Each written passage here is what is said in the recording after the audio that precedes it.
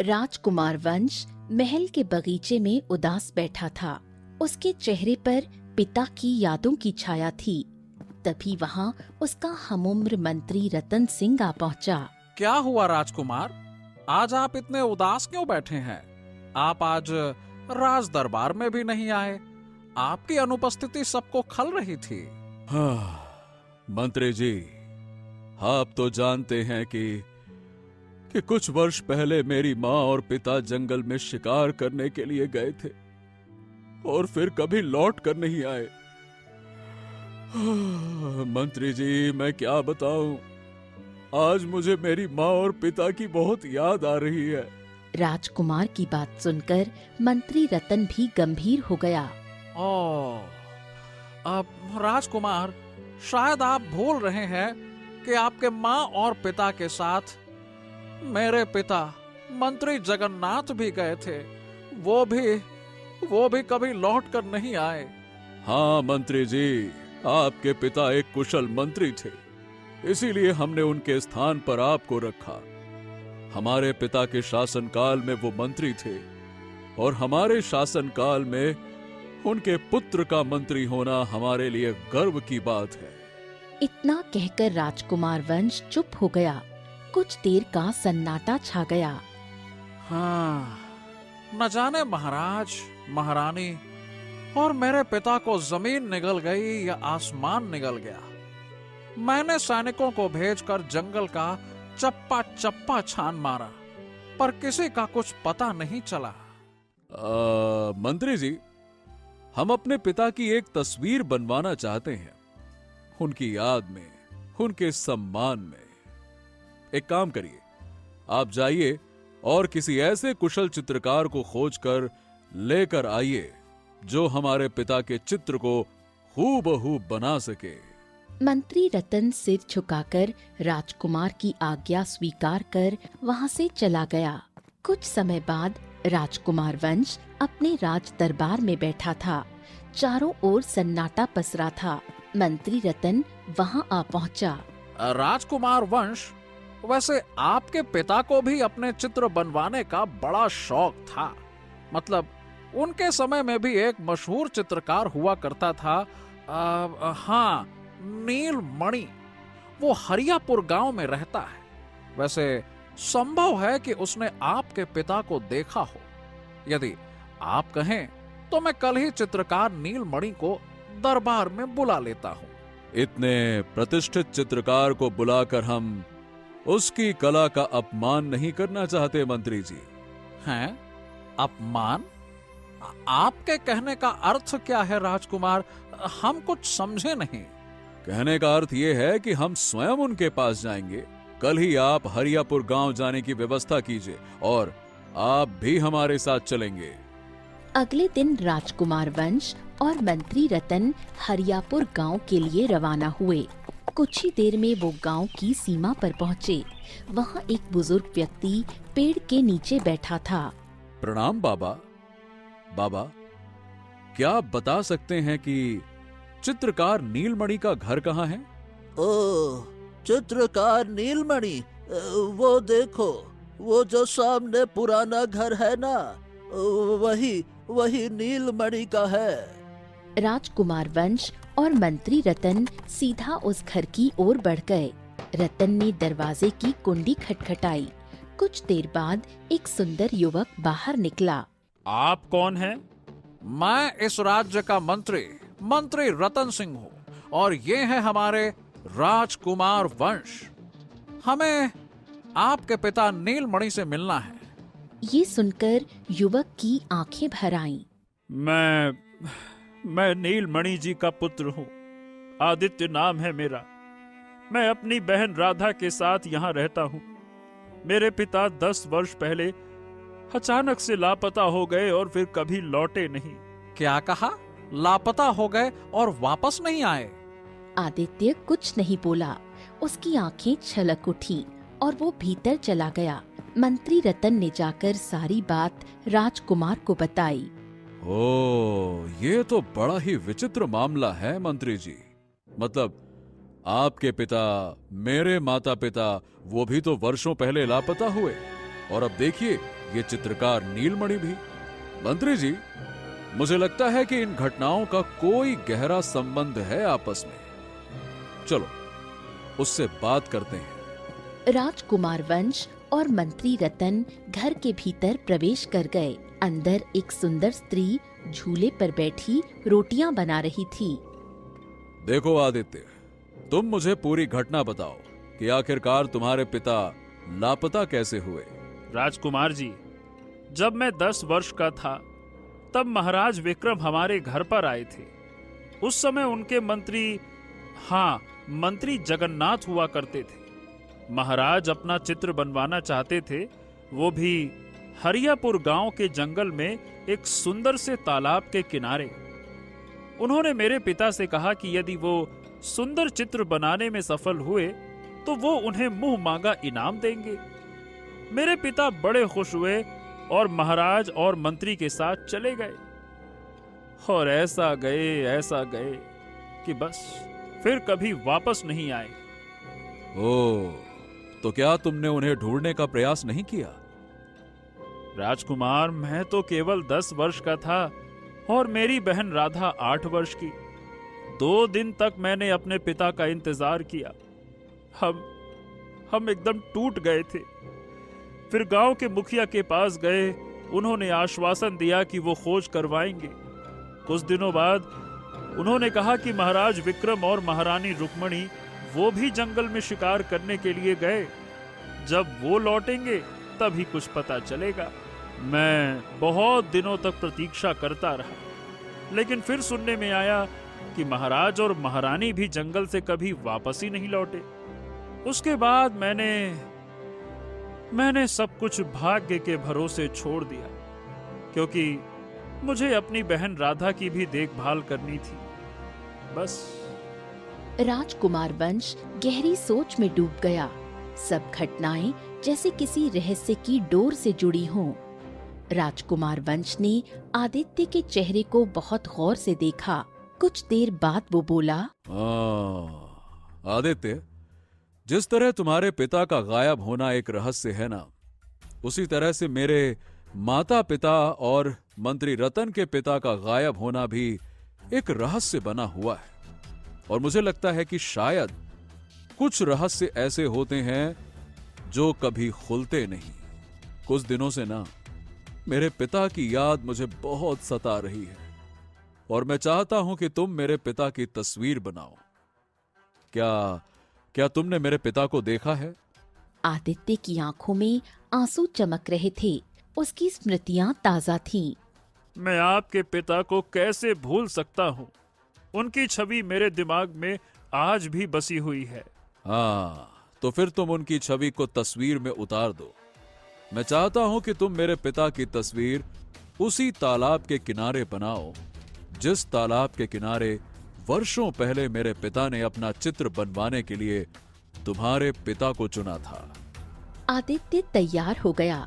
उसने अपनी चित्रकारी की सामग्री ली और राजकुमार वंश व मंत्री रतन के साथ हरियापुर के जंगल की ओर उस सुंदर तालाब के किनारे चला आया। तालाब की शीतल हवा में सब चुप थे।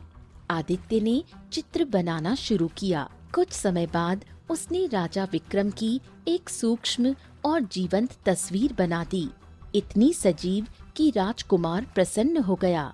वाह वाह वाह, क्या बात है, क्या बात है। अद्भुत अद्भुत अद्भुत। आदित्य, तुमने तो मेरे पिता की वो तस्वीर बना दी जो मैं चाहता था। ऐसा लग रहा है कि जैसे इस तस्वीर में प्राण बसे हुए हो और मेरे पिता अभी मुझसे बात करने लगेंगे।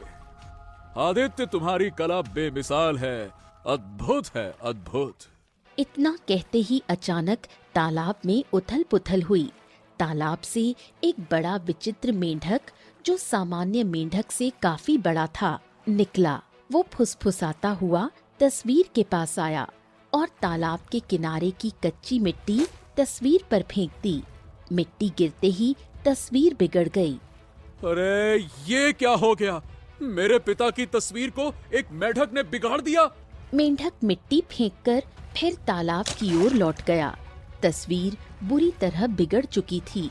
राजकुमार क्रोध से लाल हो उठा। आदित्य, इस तस्वीर को ठीक करो। राजकुमार, आप कहिए तो मैं ऐसी दूसरी तस्वीर बना देता हूँ ना। नहीं, मुझे यही तस्वीर चाहिए। इस तस्वीर को वैसा ही करो जैसा कि तुमने पहली बार बनाई थी। इसे ठीक करो। आदित्य ने मिट्टी हटाकर तस्वीर ठीक करने की कोशिश की, पर जो मिट्टी मेंढक ने डाली थी वो अजीब तरह से जम गई थी। जितना वो खुरचता, मिट्टी वैसी ही सूखकर चिपक जाती थी। राजकुमार, माफ कीजिएगा, लेकिन समझ नहीं आ रहा कि ये मिट्टी साफ नहीं हो रही है। मैंने सभी तरह के बहुत प्रयास किए, पर ये मिट्टी इतनी कड़क तरीके से जम गई है कि कागज फटने का डर है। ये साफ नहीं हो रही है। क्षमा चाहूंगा राजकुमार, लेकिन इसमें आदित्य की कोई गलती नहीं है। हमने देखा, आपने भी देखा, मेढक अचानक से तालाब से निकला और उसने कच्ची मिट्टी सीधा तस्वीर में फेंक दी। आदित्य कहता है कि वो दूसरी तस्वीर बना देगा, तो इसमें आपको क्या आपत्ति है? मंत्री जी, मुझे यही तस्वीर चाहिए और वैसी ही चाहिए जैसी पहली बार बनी थी। बिल्कुल साफ सुथरी। जो मिट्टी लगी है वो हटनी चाहिए। ये मिट्टी साफ करनी होगी, बिल्कुल साफ करनी होगी। राजकुमार वंश का क्रोध बढ़ गया।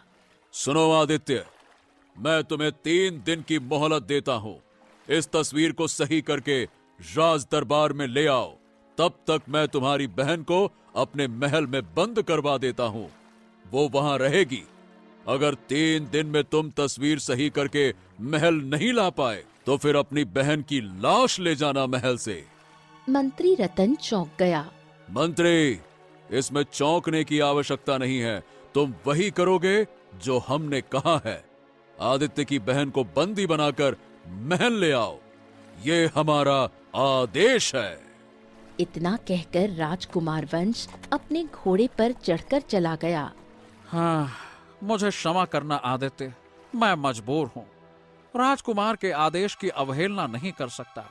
बस मैं तुमसे यही कहूंगा कि किसी भी तरह से ये तस्वीर ठीक कर दो। मंत्री रतन ने तुरंत सैनिक बुलवाए। सैनिकों ने घर पर पहुंचकर राधा को पकड़ लिया। मेरा क्या कसूर है? सैनिकों ने राधा को बांधा और मंत्री के साथ राजमहल की ओर रवाना कर दिया। आदित्य तस्वीर लेकर घर आया। बहुत कोशिश करने के बावजूद वो तस्वीर ठीक नहीं हुई। थक हार कर वो रो पड़ा।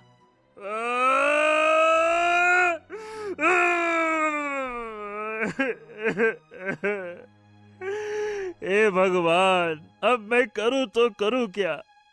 राजकुमार मेरी बहन को बंदी बनाकर ले गया और ये तस्वीर सही होने का नाम नहीं ले रही है। उसने 3 दिन का समय दिया। अगर 3 दिन में तस्वीर सही नहीं हुई तो वो मेरी बहन को मार देगा। क्या करूं, क्या करूं, क्या करूं? हाँ, एक काम करता हूँ, मैं गांव के मुखिया से मदद मांगता हूँ। हाँ। आदित्य तस्वीर लेकर मुखिया के पास गया और सारी घटना बताई। मुखिया जी, अब आप ही मेरी मदद कीजिए। मैं कैसे क्या करूं, आप ही बताइए। देखो आदित्य, मैं इस गांव का मुखिया हूँ, कोई राजा नहीं हूँ जो राजकुमार वंश मेरी बात मानेगा। हाँ, इस गांव में सबसे धनवान व्यक्ति साहूकार है। तुम उससे मदद मांग कर देखो, शायद वो तुम्हारी मदद कर दे। आदित्य तस्वीर लेकर साहूकार के पास गया और सारी घटना बताई। हाँ, लेकिन मैं तुम्हारी मदद कैसे कर सकता हूँ? राजा विक्रम होते तो शायद मैं उनसे बातचीत कर लेता, क्योंकि उनसे मेरी मित्रता थी। परंतु उनका पुत्र किस स्वभाव का है ये मैं नहीं जानता। हो सकता है कि मेरी बात सुनकर वो क्रोधित होकर मुझे ही मार डाले। जैसा कि तुमने बताया, उसने मंत्री की भी नहीं सुनी, तो भला मेरी कहां से सुनेगा? देखो भाई, मैं तुम्हारी कोई मदद नहीं कर सकता, माफ करना। निराश होकर आदित्य वापस उसी तालाब के किनारे आ गया। मेंढक अचानक प्रकट हुआ और आदित्य की ओर देखकर वो अचानक मानव जैसी आवाज में बोला, डरो मत, मेरे बताए हुए एक कार्य को करो, तुम्हारी बहन मुसीबत से आजाद हो जाएगी। और अगर नहीं करोगे तो फिर तुम्हारी बहन मारी जाएगी और हो सकता है कि तुम भी मारे जाओ। क्या? मेढक, मेढक, तुम मनुष्य की आवाज में बात कर रहे हो? इसका मतलब तुम साधारण मेढक नहीं हो। तुम जरूर कोई राक्षस या पिशाच हो। नहीं नहीं नहीं नहीं, ना ही मैं कोई राक्षस हूँ और ना ही पिशाच। ये समझ लो, मैंने जो कुछ भी किया तुम्हारी भलाई के लिए और इस राज्य की भलाई के लिए किया। सोचने और समझने का समय नहीं है। राजकुमार ने तुम्हें 3 दिन का समय दिया है। तुम्हारे पास केवल एक ही तरीका है अपनी बहन को मुसीबत से आजाद करने का, और वो तरीका केवल एक ही है। तुम्हें मेरी बात माननी होगी। सुनो, यहाँ से घने जंगल की ओर निकल जाओ और एक साध्वी को तलाशो जो हमेशा वृक्ष के नीचे बैठकर तपस्या करती है। जब तुम उसे पा लो तो सारी घटना बताना, जो वो कहे वही करना। वो साध्वी एक साधु की शिष्य है और वो साधु हिमालय पर्वत पर तपस्या करते हैं। साध्वी के पास बहुत चमत्कारी शक्तियों का ज्ञान है, समझे? इतना कहकर मेंढक तालाब में कूद गया। आदित्य तस्वीर लेकर बिना विलंब घने जंगल की ओर चल दिया। लगभग आधा दिन पैदल चलने के बाद आदित्य ने घने वृक्ष के नीचे तपस्या करती साध्वी को देखा। वो साध्वी के पास चला गया। कौन हो तुम? आदित्य ने सारी घटना उन्हें सुनाई। साध्वी रहस्यमयी अंदाज में मुस्कुराई, मंत्र पढ़ने लगी। तभी उसके हाथ में रंग बिरंगी किरणों से एक विचित्र सोने का कड़ा प्रकट हुआ। इस सोने के कड़े को अपनी कलाई में पहन लो। इसे किसी भी कीमत पर कलाई से मत उतारना, अन्यथा तुम बहुत बड़ी मुसीबत में फंस जाओगे। तुम्हें दाहिनी दिशा की ओर जाना है और झाड़ियों में छुपी एक गुफा तलाशनी है। गुफा के अंदर तुम कुछ तस्वीरें देखोगे। तस्वीरें?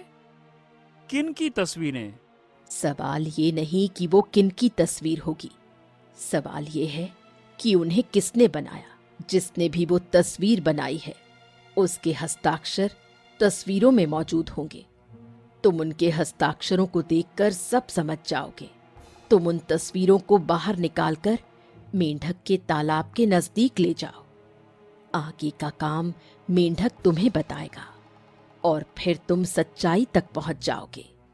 पर याद रखो, यदि ये कड़ा तुमने उतार दिया तो जब तुम गुफा में कदम रखोगे तुम जलकर राख हो जाओगे और वहीं रह जाओगे। साध्वी पुनः तपस्या में लीन हो गई। आदित्य ने कड़ा पहना और दाहिनी दिशा की ओर गुफा की खोज के लिए चल पड़ा। बहुत देर पैदल चलने के बाद आदित्य को दूर से घनी झाड़ियों में ढकी हुई एक गुफा दिखाई दी। उसने कांटेदार झाड़ियां हटाईं और गुफा के द्वार तक पहुंचा। अंदर प्रवेश करते ही उसकी आंखें विस्मय से फैल गईं। गुफा के भीतर 2 चित्र रखे थे। चारों ओर तंत्र मंत्र के सामान बिखरे थे। आदित्य ने चित्रों को देखा। एक में राजकुमार वंश था, दूसरे में रानी सौम्या। उसकी सांसें थम सी गईं। हाँ, ये क्या? ये तो राजकुमार वंश और रानी सौम्या की तस्वीरें हैं। आखिर इन दोनों की तस्वीरें यहाँ क्या कर रही हैं? वो दोनों चित्रों के पास गया और उन पर बने हस्ताक्षरों को गौर से देखा। अगले ही क्षण उसके चेहरे पर अविश्वास का भाव आया। वो उसके पिता नीलमणि के हस्ताक्षर थे। सच्चाई बिजली सी गिरी। हे भगवान, ये तो पिताजी के हस्ताक्षर हैं। इसका मतलब ये दोनों चित्र उन्हीं ने बनाए थे। तो क्या उनके गायब होने का संबंध राजकुमार वंश से है? ओह, अब तो ये रहस्य और गहराता जा रहा है। इतना कहकर आदित्य ने वो तस्वीरें उठाईं और तेजी से तालाब की ओर लौट पड़ा। अगले ही पल तालाब से वही विचित्र मेंढक उछलकर बाहर आ गया। वो सीधे आदित्य की ओर बढ़ा। उसके स्वर में एक अजीब पुकार थी। तुमने कार्य पूरा कर दिया, अब नीचे आओ, मैं तुम्हारा इंतजार कर रहा हूँ। तुम्हारे सच जानने का समय आ गया है, आओ। इतना कहकर मेंढक तालाब के भीतर कूद गया। उसी क्षण आदित्य को लगा मानो कोई रहस्यमयी शक्ति उसे भीतर खींच रही हो। वो तालाब में गिर पड़ा और अगले ही पल अपने आप को एक विशाल महल के अंदर पाया। सामने वही मेंढक था जो अब धीरे धीरे रंग बिरंगी रोशनी में लिपटा एक वृद्ध व्यक्ति में बदल गया। पिताजी, आप ये सब क्या है? आप मेढक के रूप में कैसे परिवर्तित हो गए? वृद्ध व्यक्ति सचमुच नीलमणि था। उसकी आंखें भीगी हुई थीं। वो अपने पुत्र को देखकर मौन हो गया। बेटा, इन तस्वीरों को सामने रखो आदित्य। आदित्य ने दोनों चित्र सामने रख दिए। उसके मन में सैकड़ों प्रश्न थे। पिताजी, इसका क्या रहस्य है? आप कहाँ चले गए थे और आप मेढक के रूप में कैसे बदल गए? ये क्या माजरा है? बेटा, इसके पीछे एक बहुत बड़ी कहानी है। मैं तुम्हें सब कुछ बताऊंगा, पर पहले ये जान लो, राजकुमार वंश अब इस संसार में नहीं है। वो मर चुका है। क्या? ये आप क्या कह रहे हैं पिताजी? राजकुमार वंश तो जीवित है और उसी ने तो मेरी बहन को बंदी बनाया है। नहीं, ये पूरा सत्य नहीं है बेटा। इतना कहकर नीलमणि ने राजकुमार वंश और रानी सौम्या की तस्वीरों को देखा। अगले ही क्षण चित्रों से रंग बिरंगी किरणें निकलीं और उनके भीतर से दो आत्माएं प्रकट हो गईं, रानी सौम्या और राजकुमार वंश स्वयं। रहस्यमयी प्रकाश के बीच आत्माएं सामने खड़ी थीं। आदित्य स्तब्ध था। तुम्हारा चकित होना स्वाभाविक है आदित्य। अब हम इस संसार में नहीं हैं। तुम्हारे पिता सच कह रहे हैं। हाँ, और ये भी जान लो कि जो व्यक्ति अब राजकुमार वंश के रूप में राज कर रहा है, वो मैं नहीं हूं, वो कोई और है। मैं और मेरी माँ इस संसार में नहीं हैं। हमारी आत्माएं इन चित्रों में कैद हैं और हमें इन चित्रों में कैद करने वाला कोई और नहीं बल्कि मेरे पिता राजा विक्रम ही हैं। जिसकी तस्वीर तुमने बनाई है वही असली अपराधी है। आदित्य के होंठ कांप गए। उसकी दृष्टि नीलमणि पर ठहर गई। नीलमणि की आंखें नम थीं। हाँ बेटा, ये दोनों सही कह रहे हैं। अब मेरी बात ध्यान से सुनो। तुम्हें याद होगा, वर्षों पहले राजा विक्रम अपने मंत्री जगन्नाथ के साथ हमारे घर आए थे अपनी तस्वीर बनवाने। हाँ पिताजी, मुझे याद है। तब मैं केवल 10 वर्ष का था। वर्षों पहले नीलमणि अपने पुत्र आदित्य और पुत्री राधा के साथ बैठा था। तभी राजा विक्रम मंत्री जगन्नाथ के साथ उसके घर पहुँचे। तुम्हारा नाम नीलमणि है? जी महाराज, मेरा नाम नीलमणि ही है। सुना है कि तुम बहुत कुशल चित्रकार हो। ऐसा चित्र बनाते हो जो जीवित लगते हैं। सुनो, हम चाहते हैं कि तुम हमारी तस्वीर बनाओ। इसके बदले में हम तुम्हें मुंह मांगा इनाम देंगे। नीलमणि ने सहमति दी। राजा विक्रम मुस्कुराया। लेकिन हाँ, तस्वीर बनाने के लिए तुम्हें हरियापुर के जंगल में उस सुंदर तालाब के किनारे चलना होगा। हम अपनी तस्वीर वहीं बनवाना चाहते हैं। क्या है कि वहां का दृश्य बड़ा मनमोहक है। नीलमणि ने अपना सामान लिया और राजा विक्रम व मंत्री जगन्नाथ के साथ तालाब की ओर चल पड़ा। वहाँ पहले से रानी सौम्या और उनका पुत्र राजकुमार वंश उपस्थित थे। दृश्य देखकर नीलमणि ठिठक गया। महाराज, आपका पूरा परिवार यहाँ है? हाँ नीलमणि, हम चाहते हैं कि तुम सबसे पहले हमारे पुत्र और हमारी पत्नी रानी सौम्या का चित्र बनाओ और उसके बाद हमारा। हम तीनों की तस्वीरें राजमहल की बड़ी बड़ी दीवारों पर लगेंगी ताकि महल की शोभा और बढ़ सके। बिल्कुल महाराज, मैं आपकी पत्नी और आपके पुत्र की तस्वीर पन्नों पर उतार दूंगा, निश्चिंत रहिए। नीलमणि राजा और रानी की तस्वीर बनाने के लिए उत्साहित हो उठा। उसने पहले रानी सौम्या का चित्र बनाया। अद्भुत अद्भुत, वाकई में तुमने बिल्कुल मेरी सुंदर पत्नी का तो चेहरा उतार दिया। चलो अब हमारे पुत्र राजकुमार वंश की तस्वीर बनाओ। कुछ देर बाद चित्र बन जाने पर राजा खुश हो गया, पर अचानक राजा विक्रम का चेहरा स्याह हो गया। उसी क्षण माहौल बदला। राजा विक्रम की आंखों से काला धुआं निकलकर एक राक्षस में बदल गया।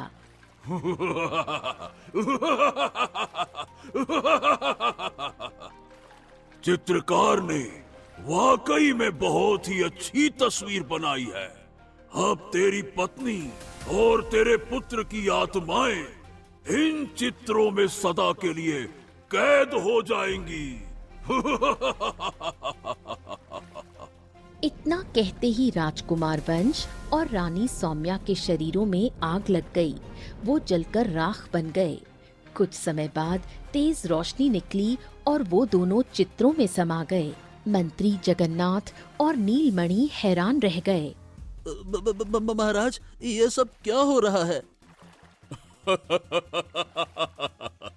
मूर्ख, अभी तुम्हें समझ में आ जाएगा, चिंता मत करो। तभी राक्षस राजा विक्रम की ओर देखकर बोला, अब इन दोनों चित्रों को उसी गुफा में सुरक्षित रूप से रख दो जिस गुफा के अंदर तुमने काली सिद्धि की थी। अब तुम्हें अपना रूप बदलना होगा।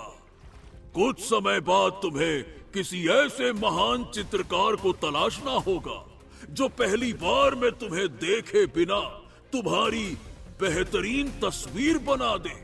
फिर उस तस्वीर को भी तुम्हें उसी गुफा के अंदर इन दोनों तस्वीरों के सामने रखना होगा और काले मंत्रों का जाप करना होगा। मंत्र का जाप करने के बाद तेरी पत्नी और पुत्र की आत्मा तेरे शरीर में समा जाएगी और तू हजारों वर्षों तक जीवित रहेगा। पर हाँ, शर्त ये है कि तेरा चित्र पहली बार में ही बेजोड़ बने।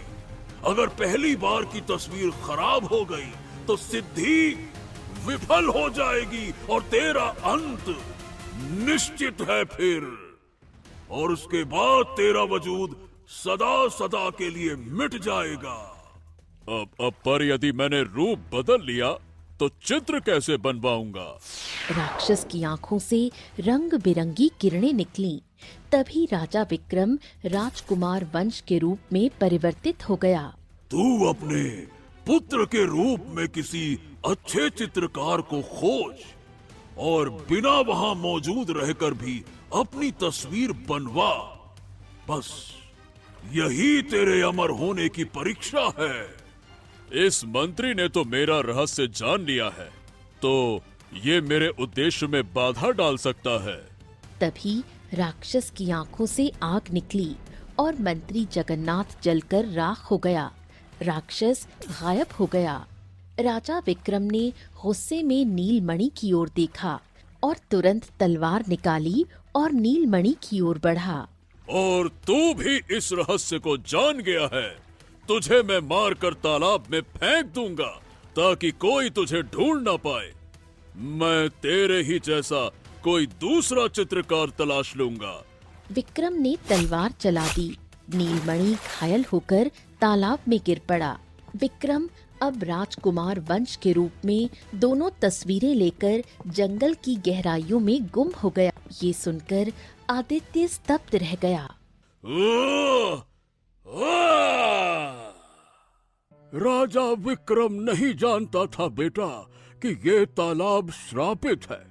उसने मुझे मारकर तालाब में तो फेंक दिया और मेरी आत्मा मेढक बनकर यहाँ भटकने लगी।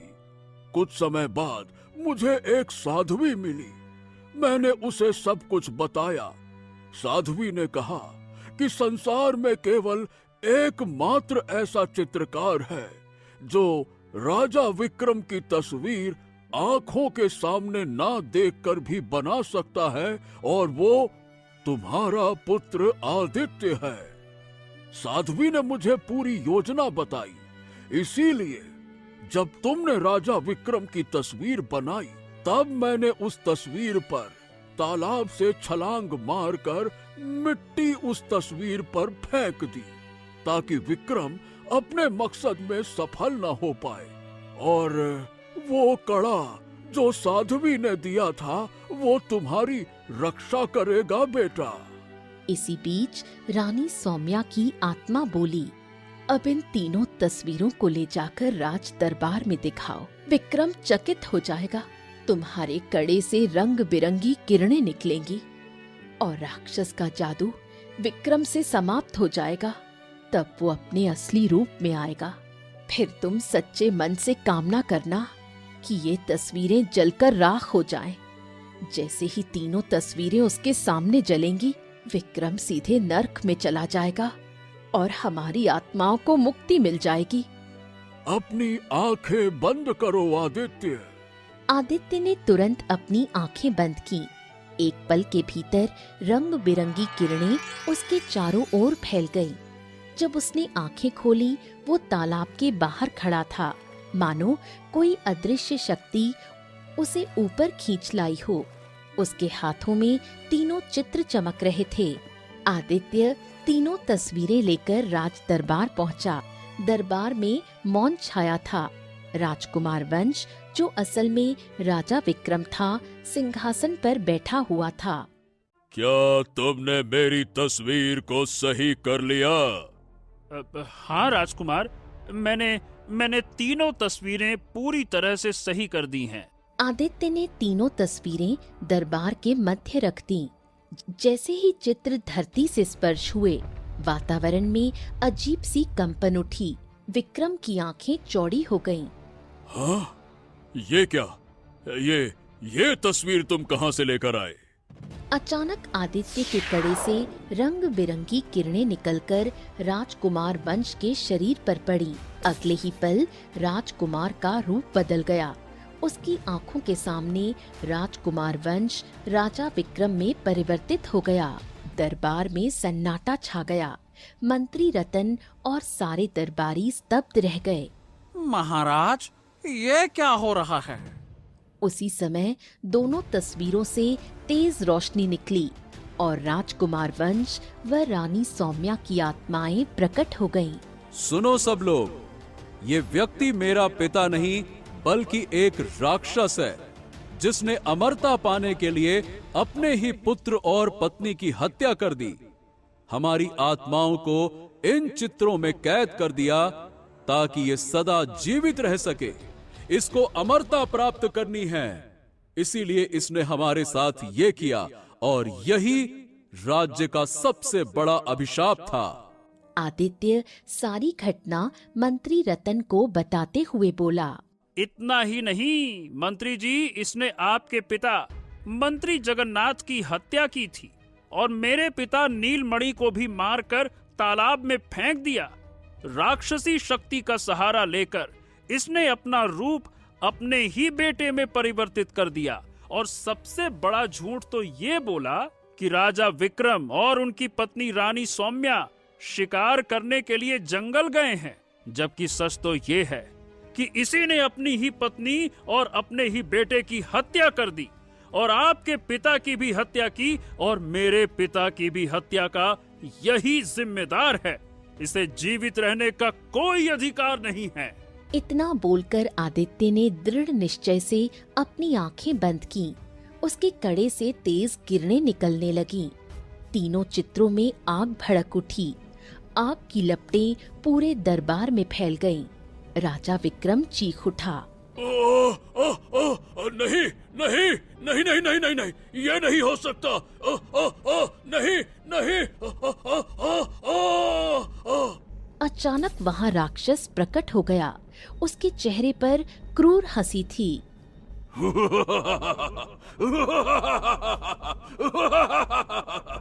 तेरी सिद्धि अधूरी रह गई विक्रम। मैंने कहा था अगर तू असफल हुआ तो तेरा अंत निश्चित है। अब तेरा वजूद सदा के लिए मिट जाएगा।